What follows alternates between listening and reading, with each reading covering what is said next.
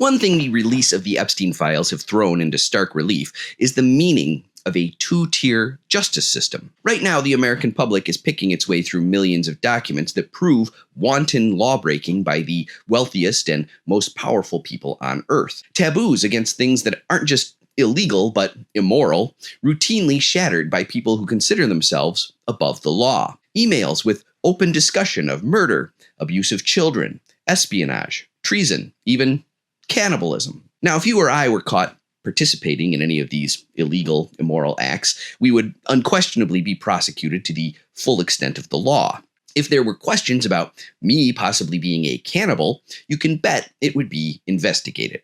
A trial or jail time would certainly not be out of the question. Within recent memory, Armie Hammer went from an A-list Hollywood star to selling timeshares in the Cayman Islands, partly because he had a cannibalism fetish, along with plenty of accusations of abuse. And yet, are prosecutors actively working to bust any of the big fish who the Epstein files show were potentially participating in cannibalism? No, little fish like us get prosecuted, not the big guys at the top of our capitalist pyramid scheme. The rich guys can get away with murder, literally. The well-connected rich are apparently above the law. The Epstein class can apparently get away with things worse than murder without so much as an investigation. This is the fact of the two-tiered justice system. This is what it looks like. Our Supreme Court building in Washington, D.C. says equal justice under law. It's a lie. There's no such thing as equal justice or any justice when a certain class of people can break the law with impunity. And this isn't even a case of rich people being able to spend whatever they want on attorneys to insulate themselves from accountability. Despite video, emails, photographs, wire transfers, spokespeople for the FBI will tell us with a straight face there was not enough evidence to federally charge these individuals, so the cases were referred to local law enforcement. Girl, please.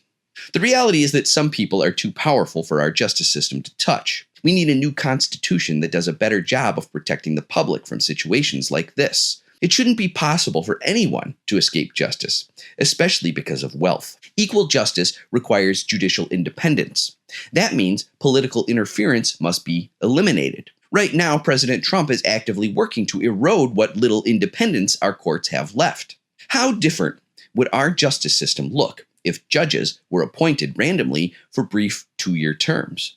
Imagine if anyone who passed the bar exam were eligible for a lottery to appoint state judges.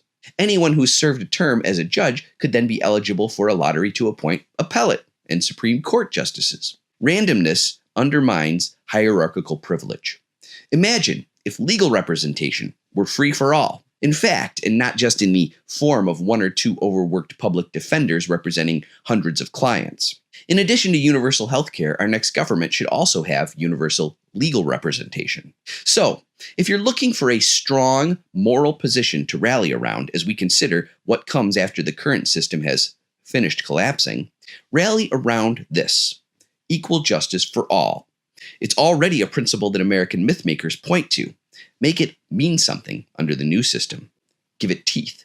Because a class of people who break laws and shatter taboos with complete impunity prove that we do not have equal justice under law. We should have that. Our current two-tiered justice system must be dismantled and replaced. Any judicial system that allows wanton lawbreaking is not worth keeping. Please give a like, follow, favorite, repost, and follow my Linktree to sign up for my Substack so you can have my posts sent directly to your inbox. Let's make them pay.